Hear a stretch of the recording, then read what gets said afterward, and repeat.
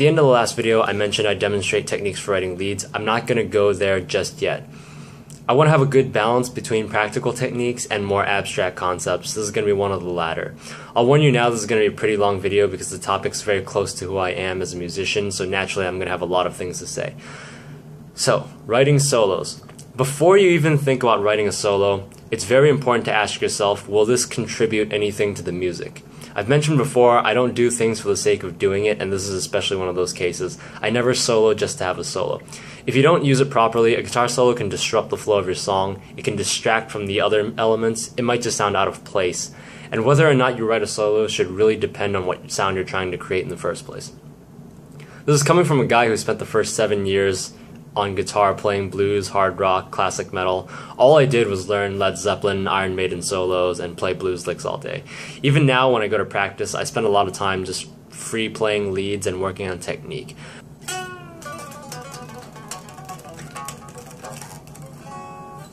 But when it comes to writing music for Apathy, I see that it's a black metal project. I recognize my background, and I'm not going to weaken my music by avoiding this type of guitar playing just because it's black metal and solos aren't cult. But I do keep in mind the point that I'm trying to make, and I only use solos when I really think the time's right. I want to talk about two somewhat similar musicians who produce really different outputs. The first is Mohammed Sweetmez of Necrophagist. Now, every Necrophagist song builds up to a guitar solo, and I'm not really blaming him. The whole point of the band is to provide a medium for Sweetmez to play ridiculous shit, and he's talented enough of a musician to back up that sort of thing. But I want to compare him to another very technical guitarist, known for being a perfectionist and having a bit of an ego. That's Jari Mindpa of Wintersun. Now, he wasn't mentioned in Joel McIver's book of the best guitarists ever, which I think is kind of absurd, but Jari can play circles around most guitarists. And the solo to Winter Madness is proof enough in that it's a total guitar workshop. So to me, one of the most surprising things about Wintersun is the fact that the majority of the songs don't have guitar solos. There's 4 tracks: Winter Madness, Battle Against Time, Death and the Healing, and Beautiful Death. I don't consider things like the opening lead to Beyond the Dark Sun to be an actual guitar solo, it's just a lead. But if you look at what's considered to be a technical melodic death metal band, the solos aren't there to just show off, they contribute a lot of content. Jari knows that if he solos on all the other tracks, like Sleeping Stars, Star Child, Sadness and Hate, those songs would absolutely be ruined because they're not the type to want solos. And this isn't the point of his band. We get to Time 2. There are 3 tracks that aren't intros. The only guitar solo on the album's on the song Time, and it's about a minute long, when the rest of the song is around 10. There's some leads on Sons of Winter and Stars that, again, I don't count, but this is a pretty pedestrian thing for someone at his skill level. The bottom line is, even a guy like Jari, who's good and knows he's good, understands when it's the right time to perform a solo, and that's something I can really appreciate in the band. So you've listened to your song and you think it could really use a guitar solo. How then should you approach writing the solo? When everyone starts playing guitar, our first introduction to leads is usually the pentatonic scale.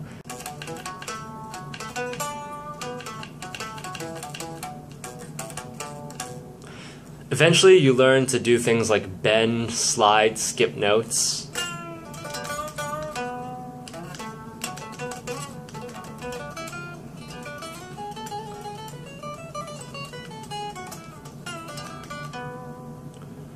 After that, you start picking up on different licks, and you even invent your own licks.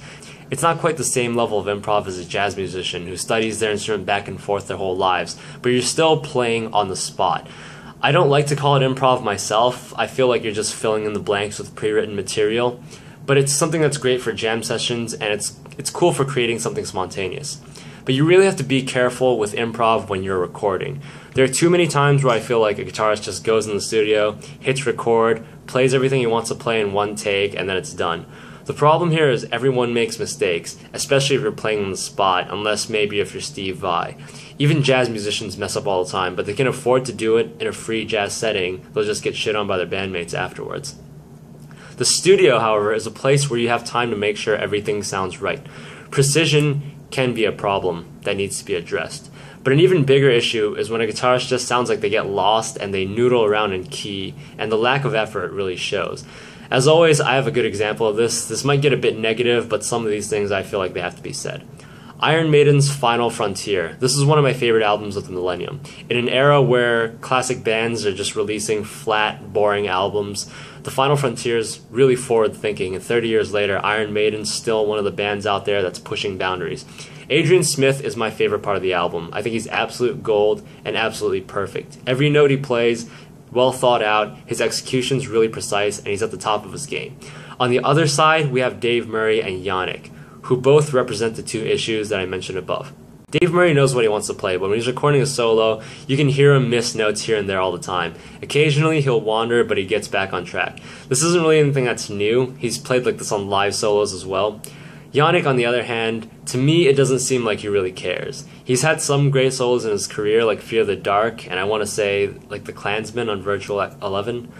But a lot of his solos sound exactly the same, and he kind of does this live too. Not to shit on Janick too much, but I don't think he really brought much to the Final Frontier album.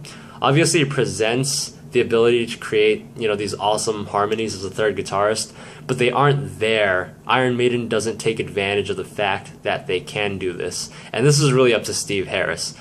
As it stands, all Janick really does in the band is butcher Adrian's solos live, especially Hallowed Be Thy Name, where he just absolutely plays this mess of notes.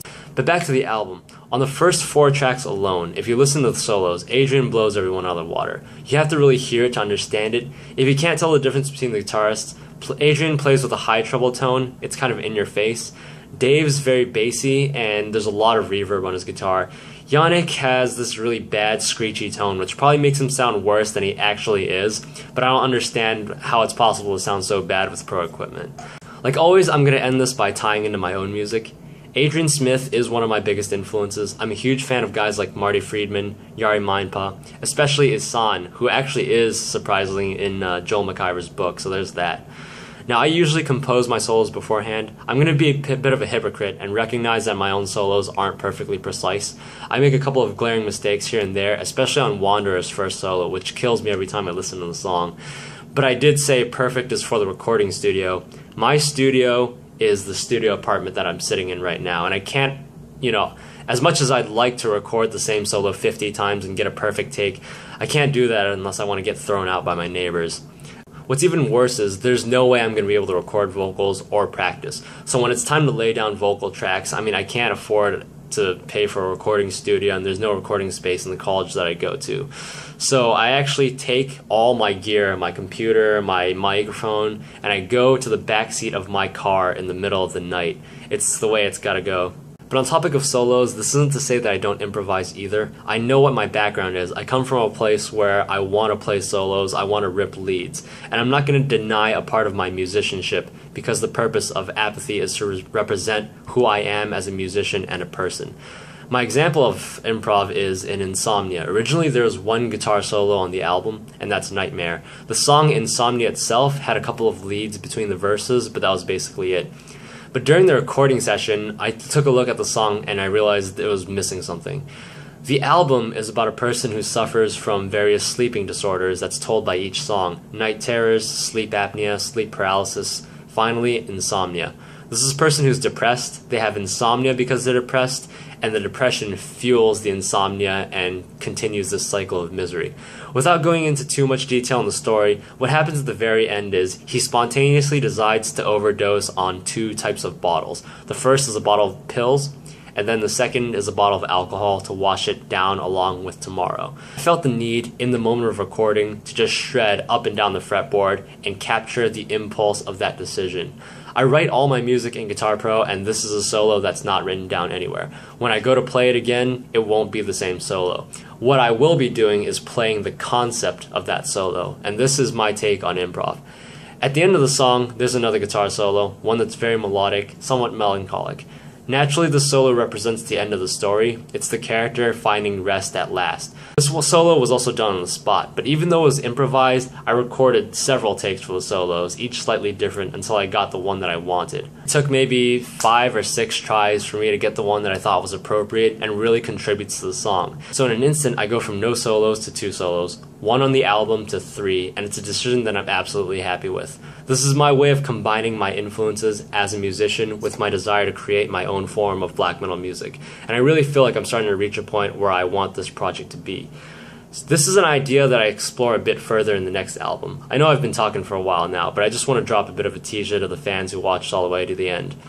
As I mentioned before, the album is called Rebirth, and I chose the title for several reasons. First, it's the title of the opening track, so there's that. But it's also a rebirth of the project Apathy. Originally, the project was an idea for me to write music for a future black metal band. Now it's definitely become my solo project. I realize that songwriting is a culmination of our influences, and intentionally removing a part of who I am just to be, true, is a move that I feel like I'm sabotaging the potential of my own music. It was the album Shelter by Alcest that really opened my eyes in sort of the opposite way, where Nij was a guy who wasn't afraid to experiment and combine his influences in metal and shoegaze at the beginning of the project. The absence of metal in Shelter really took away what made Alcest a special band in the first place, which is kind of a shame. So how does this pertain to the album Rebirth? Rebirth is still at heart a black metal album, but I incorporate a lot of older, bluesier elements from my past. I actually might be on the verge of treading new ground. I mean, we have Black Gaze, we have Aglock's fusion of post-rock and black metal, we have Black and Roll, which was done first by Satyricon, popularized by Kvelertak and more recently bands like Wolfhammer. So what you're going to get on Rebirth is something that I want to call black and blues. It's a combination of the two darkest styles of music to exist. I think it's a pretty appropriate sound, and it's certainly one that reflects who I am as a musician. So for everyone who stayed this long, thanks for watching, and thank you for supporting my music. I'm not really a like, share, subscribe kind of guy, but definitely comment, because my goal has been from the beginning to create more discussion. But I really appreciate just the attention you're willing to give and listen to the random thoughts that are trapped in my head.